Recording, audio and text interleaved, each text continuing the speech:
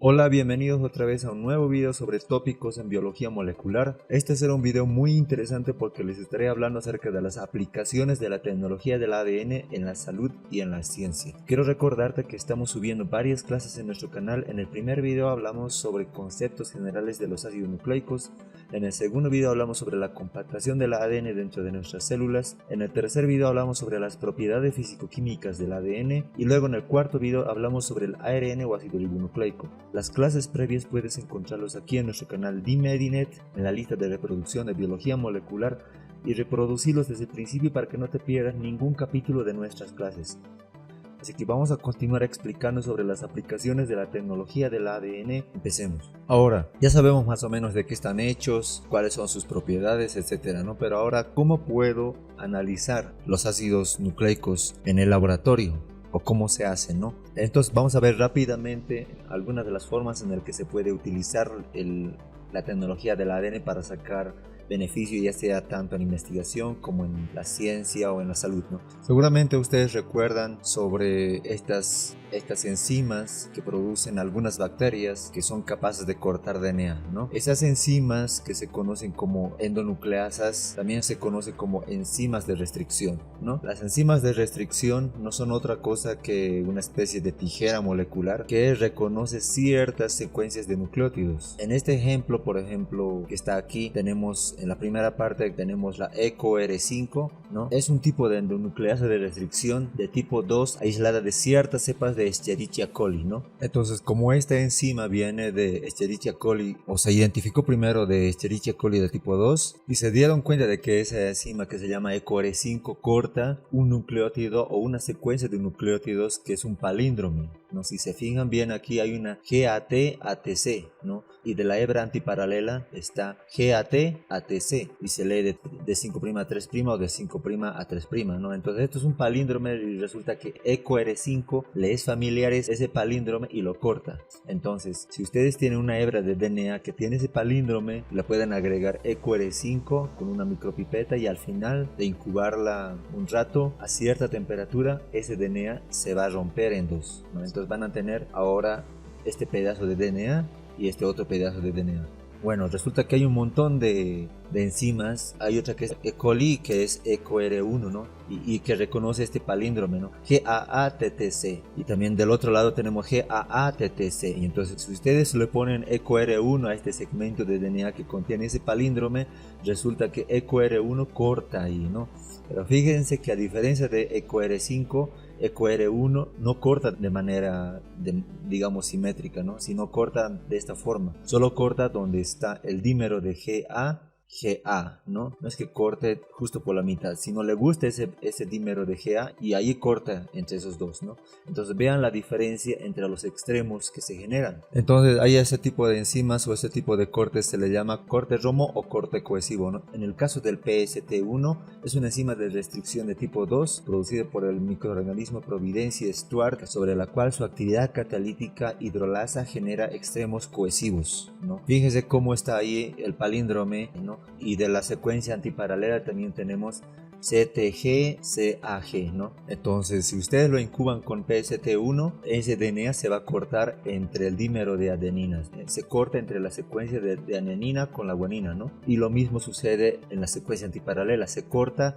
entre los nucleótidos de guanina y adenina, ¿no? Y entonces, ¿para qué nos sirve todo esto? Se pueden utilizar estas enzimas de restricción para insertar DNA, puede ser de humano o de ratón, de pollo, de un caballo, de una vaca, a unas células que uno tenga en cultivo, ¿no? ¿Cómo se hace eso? Resulta que se puede echar mano de otra molécula de DNA que existe en las bacterias y que se llama plásmido, ¿no? Los plásmidos son una forma de DNA circular que es muy común en las bacterias y que les sirve para comunicarse entre ellas como una especie de correo, y con esa molécula se intercambian información. Sabemos, por ejemplo, que los plásmidos son útiles para que las bacterias intercambien información de resistencia a antibióticos, ¿no? Es muy común. Entonces, si uno puede tener un plásmido en el laboratorio, puede utilizar una enzima de restricción como EcoR1 en este ejemplo e incubar ese plásmido, y entonces se va a generar estos extremos cohesivos de plásmido. Ahora, si uno viene con un DNA humano que tiene los mismos muchísimos extremos cohesivos. Uno puede juntar ese DNA, ese plásmido que incubó previamente con este DNA que viene de un humano. Entonces se incuba esas dos cosas y las pone ahí a hibridar, y el resultado es que se forman este DNA recombinante que se llama, ¿no? Por eso se llama esta técnica DNA recombinante, porque uno puede fusionar un DNA de una especie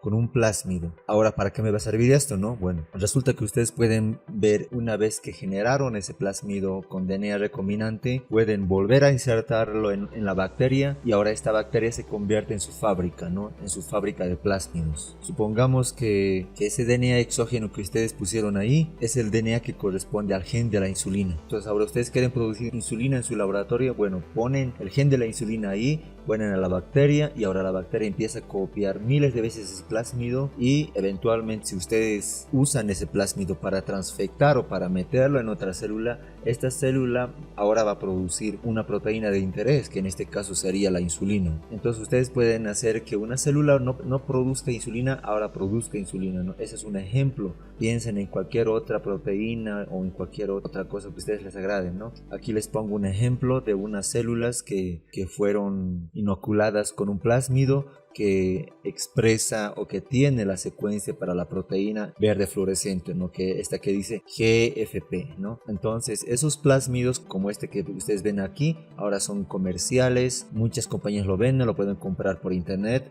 en el laboratorio ustedes lo pueden hacer como quieran, y ahora los pueden meter en sus células de confianza. Ahora esas células lo pueden ver en microscopio y se ven verdes, ¿no? Se ve fantástico, ¿no? Se vuelve una especie de reportero. Entonces esa es una de las técnicas para usar el DNA a nuestro favor.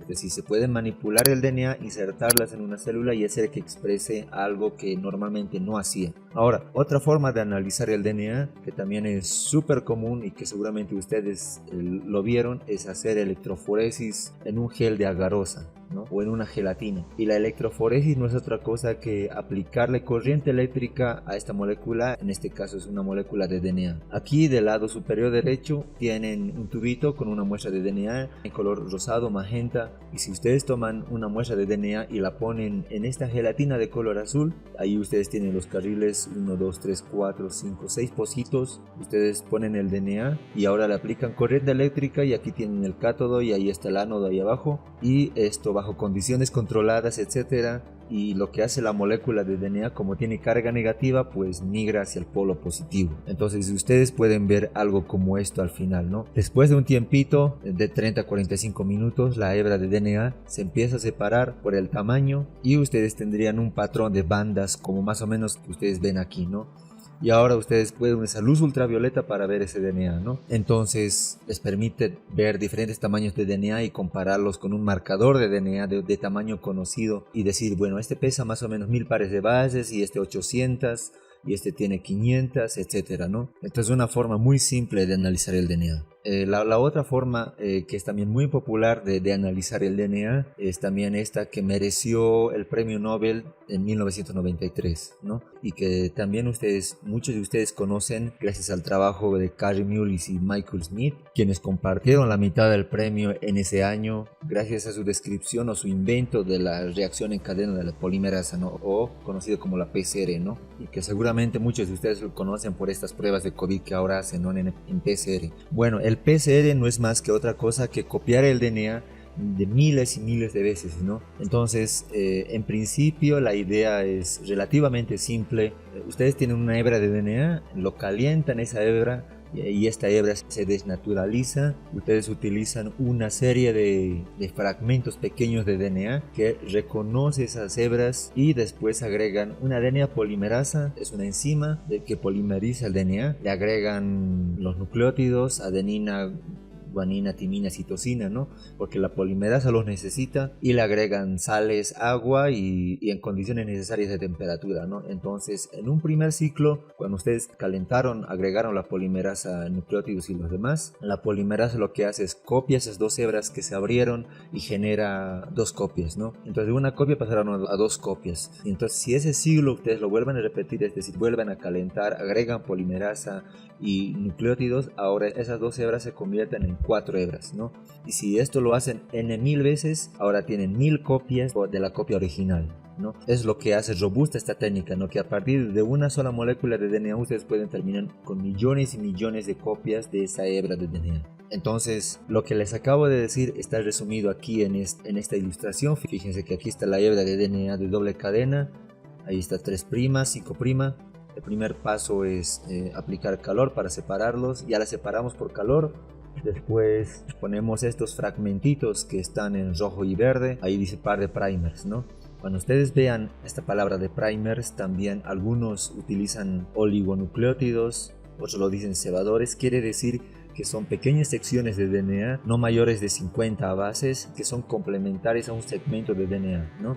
Entonces, como son 50 pares de bases o menos, son altamente específicas, ¿no? Entonces, lo que hace es van y buscan su complemento y ahí se unen, no como en el caso de que ustedes ven aquí, ¿no? Entonces, aquí está un oligonucleótido o primer en la hebra que corresponde al 5', 3' y otra que corresponde a 5', 3', ¿no? Fíjense que tiene como una cabecita de flechita truncada, ¿no? Indicando la dirección en donde está el 5' y el 3'. Ahora, aquí dice paso 3, síntesis de DNA, ¿no? Aquí está la polimerasa que yo les decía, los nucleótidos, el ATP, GTP, CTP, TTP. Entonces, si uno pone las condiciones adecuadas para que la polimerasa funcione, al final uno tiene ahora una copia, 2 copias de la hebra original, ¿no? Entonces, eso es en el primer ciclo, ¿no? Y si ustedes repiten esto una y otra vez, al final lo que obtienen es esto, un montón de copias de la misma molécula. Entonces, lo que ustedes pueden hacer con esa PCR es hacer un gel de agarosa, que lo vimos al principio, y aplicamos corriente eléctrica y ver el tamaño del DNA, ¿no? Usando una escalera como de referencia que está aquí, que dice M o marcador, y los diferentes DNAs que ustedes han cargado en su gelcito o han cargado en su gel, ¿no? Eso es lo que se conoce como PCR de punto final, porque solamente hasta que se acaba la reacción uno puede poner esto en el gel y resolver el tamaño de la molécula, ¿no? Bueno, eso fue el PCR.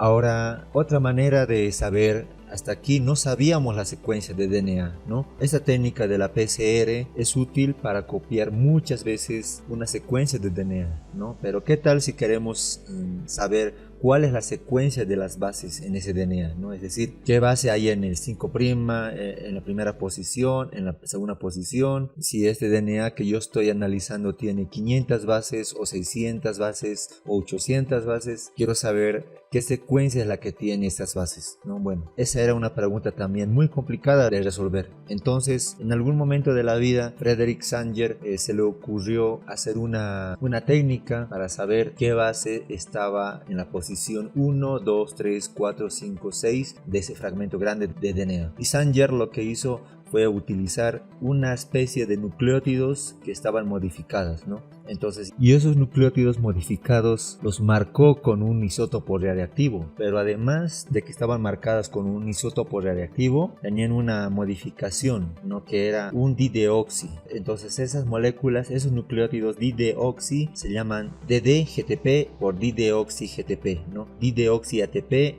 dideoxi-TTP, dideoxi-CTP. Como estaban modificados, la polimerasa una vez que encontraba uno de esos nucleótidos ya no podía seguir polimerizando, ¿no? Entonces quedaba atorado ahí. Entonces se generaban fragmentitos de DNA que estaban truncados, ¿no? Que eso es lo que ustedes pueden ver aquí en esta como escalera que se ve aquí en medio, ¿no? Entonces cada vez que la polimerasa encontraba uno de esos nucleótidos, ahí se paraba y se cortaba. No tenía que pasar a otra molécula. Bueno, entonces decía, bueno, aquí voy a cortar. Ahí se paraba y se cortaba, ¿no? Entonces tenía que pasar a otra molécula y decir, bueno, aquí voy a parar. Entonces era una mezcla de nucleótidos modificados, en una mezcla de nucleótidos que eran nucleótidos normales, digamos, ¿no? De deoxi-GTP. Era una relación entre los nucleótidos modificados y no modificados, ¿no? Y de esa manera la hebra podía seguir creciendo por, digamos, cuestiones estadísticas. En algún momento se tenía que agregar un dideoxi-GTP, un dideoxi-ATP, o etcétera, etcétera, ¿no? De tal suerte que Sanger lo que hizo fue que puso eso en un tubo, hacía que se polimerizara, y entonces en los productos de cada una de estas reacciones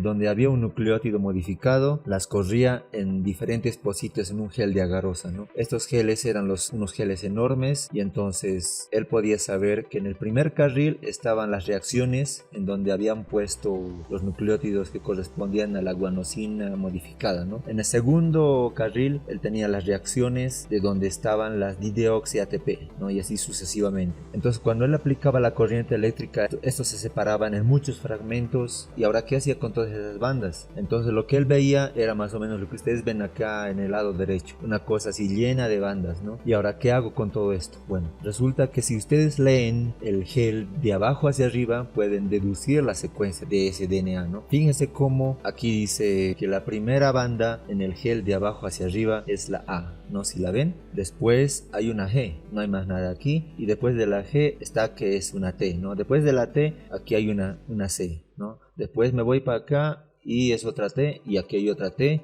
y me subo y aquí hay una G, otra G, una A, una G, una C y una T. Y eso es esta secuencia que ustedes ven aquí. A, G, T, C, D, D, G, G, A, G, C, T. 3', ¿no? Entonces, así es como se lee estos geles de secuenciación tipo Sanger. Y eso revolucionó la biología molecular, porque entonces ahora, si teníamos un fragmento de DNA, podíamos saber cómo estaba armado esa secuencia, ¿no? Y qué es lo que codificaba esa secuencia. Si codificaba para un gen, si era una secuencia que no codificaba para nada, qué sé yo. Entonces esto revolucionó la secuenciación. Ahora, más recientemente ya no se utilizan nucleótidos radiactivos, ¿no? Ahora se utilizan nucleótidos que tienen un fluoróforo, y eso es mucho más útil y menos peligroso. Más útil en el sentido de que ahora yo puedo hacer la misma reacción con los nucleótidos modificados, los dideoxi NTPs, que se llaman, agregarlos otra vez como les explicaba recientemente, y hacer la misma electroforesis. Y ahora fíjense cómo esto, en lugar de tener que leer estas manchitas radiactivas, hay una haz de luz láser que puede leer esto. Si uno lo mueve hacia arriba o hacia abajo están los fragmentos más pequeños y hacia arriba están los fragmentos más grandes, ¿no? Entonces el láser nos va diciendo cuál es la secuencia de esa hebra de DNA, TT, GT, CGA, ¿no? Entonces, en una lectura que se llama cromatograma. Entonces esto es lo que permite ahora, si ustedes tienen esto que les decía de los aquí, ustedes tienen un plásmido que quieren saber la secuencia, ustedes pueden utilizar la secuenciación Sanger para determinar la secuencia que está clonada en ese plásmido. Y bueno, después de la secuenciación Sanger, ahora viene la secuenciación según la generación, ¿no? O de próxima generación, que le llaman, ¿no? Que es utilizar arreglos mucho más sofisticados, en donde en una base sólida que ustedes vean, pueden ver aquí como esta línea negra, se integran diferentes secuencias de DNA que son correspondientes al genoma de una especie en particular. Puede ser ratón, humano, rata, caballo, perro, lo que ustedes quieran. Entonces se forman estas pequeñas islas en donde se amplifica el DNA y miles de veces, ¿no? Entonces tienen miles y miles de veces, y arriba de eso tienen una cámara que es súper sensible, que puede tomar miles de fotografías al mismo tiempo, y después ustedes pueden tomar esas lecturas de fluorescencia y traducirlas en bases, ¿no? En nucleótidos. Entonces eso les da una serie de información tremenda en cantidad de gigabytes, que después ustedes pueden ensamblar para decir, esto corresponde al gen número 1, esto corresponde al gen número 2, y pueden secuenciar un genoma completo, que fue más o menos lo que se hizo cuando se secuenció el genoma humano, ¿no? Bueno, resulta que el año pasado Emmanuel Charpentier y Jennifer Doudna se hicieron acreedoras al premio Nobel de Química por el descubrimiento de algo que ya existía en la naturaleza desde hace miles de años, ¿no? Que es el sistema inmunológico de las bacterias y cómo utilizarlos a nuestro beneficio, ¿no? Seguramente ustedes lo han escuchado, este sistema de edición genética basado en el CRISPR-Cas9, ¿no? Que no es otra cosa más que una enzima que se llama Cas por una bacteria en donde se encontró, que requiere varios componentes, entre ellos un RNA, para variar, que se llama RNA guía, ¿no? Es la que le dice a esta enzima Cas hacia dónde debe ir. Entonces, la idea general de este procedimiento es que la enzima Cas, guiada por el RNA guía, puede andar por el DNA genómico, y una vez que el RNA guía encuentra sus bases complementarias, ahí se estaciona ese complejo Cas RNA guía, ¿no? Entonces ahí, cuando se complementa este RNA guía con la secuencia de DNA genómico en cuestión, esto actúa como unas tijeras moleculares y corta el DNA, ¿no? Y ese corte de DNA induce una serie de respuestas en la célula. Resulta que la célula tiene algunos mecanismos para reparar ese daño, ¿no? Entonces lo que hace la célula es que repara ese segmento, o bien uno puede repararlo utilizando un fragmento exógeno de DNA, entonces introducir una secuencia que no estaba presente ahí, ¿no? Entonces ahora ese DNA está modificado desde los cimientos, ¿no? Entonces todo lo que se produzca ahora ahora va a ser en base de ese nuevo molde de DNA. Entonces esto crea un paradigma tremendo, ¿no? Desde muchos puntos de vista. Entonces ahora podemos editar el genoma, tenemos la capacidad de editar el genoma y hacer organismos a placer, ¿no? Entonces si uno lo ve de ese punto de vista, ¿no? No sé si ustedes vieron, hace un año o dos creo, salió publicado un artículo que en Science o Nature, no me acuerdo, en donde unos investigadores modificaban unos genes de algunos deportistas, creo que eran